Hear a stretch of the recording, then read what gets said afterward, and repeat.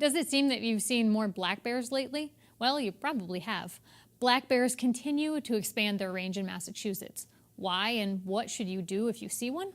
David Waddles, a bear biologist with Mass Wildlife, explains, and he's joined by Kathy Turgeon, a Belchertown resident who has had more than one bear encounter. So our population is growing and has been steadily growing since that point.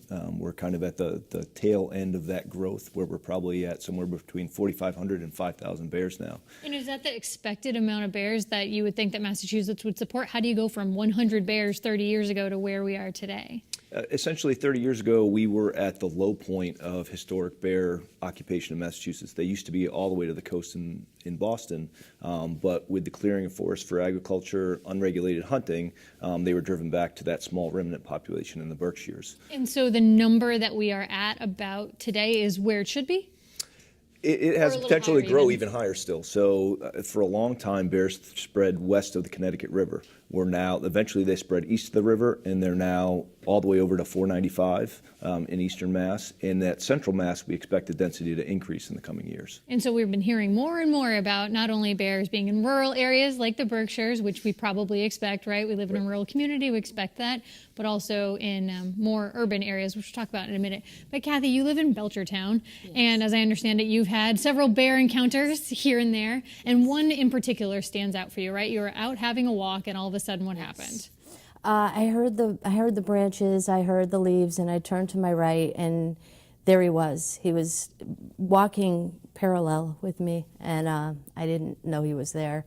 And he didn't know I was there. I believe they can't see very well. He was, a good distance away. But he turned and looked at me, as the pictures show, so I took some pictures. But then he started to run toward me. What's going on in your mind at that point? Well, I started to get very scared because, my first thought was, oh, make sure he knows I'm here. That's what I was told to me, was to make sure you are seen by him. So I dropped the camera, and I just immediately waved my arms and yelled and made noise. And when he heard me, then he realized, and he veered toward my left and disappeared off into the woods. I found him not to be threatening whatsoever. I think the entire rush of him coming toward me wasn't because he was being mean. I think he was just not aware that I was standing there until I made myself seen.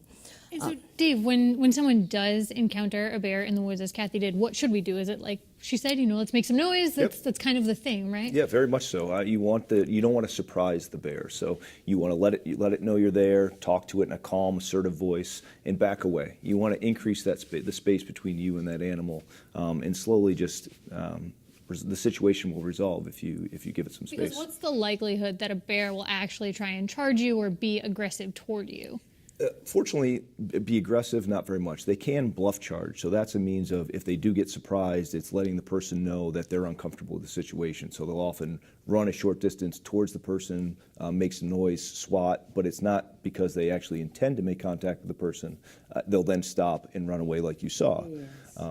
But fortunately, they're not inherently aggressive towards people. And so you do live in Belchertown. You've lived there for a while, right? Yes. And so encounters with wildlife, probably something that you expect all the time, right? All the time. For you in your backyard, are you now more cautious? Are you changing where you keep your trash or your bird feeder or anything like that? Yes, we did have our bird feeder.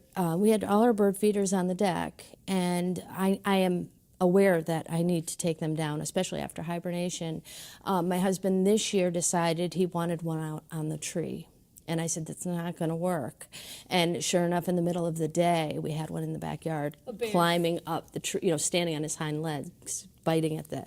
But as soon as we took that feeder down, he was less likely to come into the yard, even if I had my feeders up while I was, home on the deck and, cooking out or whatever. He just passes by. I'm certain that when he left my yard, too, after he was gone 5-10 minutes, I went outside just to see if he'd come back, and I saw a person walking down the path, and they had their earbuds in, the head down, walking like they do. I'm sure that bear crossed that man's path, but he probably didn't even know it, right? Or it would have been counted as a second sighting. Oh, another bear's down there. No, it's the same bear. Yeah, to Kathy's point, are we seeing more bears, and meaning an increased number, or are we seeing the same bears more often because they're used to, oh, I can go feed in Kathy's backyard, things like that? What are we seeing? A combination of two. There are definitely more bears in the landscape. The population is definitely increasing, but unfortunately, more often that they feed at bird feeders, they get those food rewards, they spend more time in backyards. So really the number one thing we need the public to do is to remove those bird feeders so that bears aren't being trained to come to backyards to try to find food. Yeah. And so what are the harms of people feeding either intentionally because they see a bear and they think, oh, it's hungry, let me help it out, or unintentionally through the bird feeder? What's the unintended consequences of people doing that? Is that it trains the bear to spend time in yards and in neighborhoods to find food rather than in the forest. And while I said bears aren't inherently aggressive towards people, the potential is there for them to hurt someone. So we don't want bears spending any more time immediately adjacent to people than they have to be.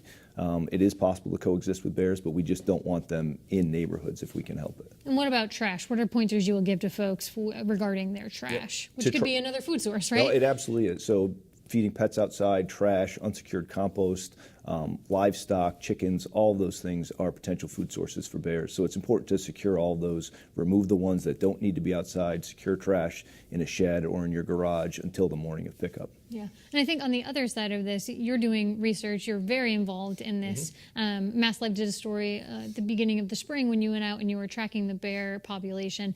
What do you learn from that process? Right. And so we know that the bear population is increasing from monitoring females. So we can document their survival as well as the number of cubs they produce, the survival of those cubs. And through that, we can determine that indeed our population has been increasing over this time.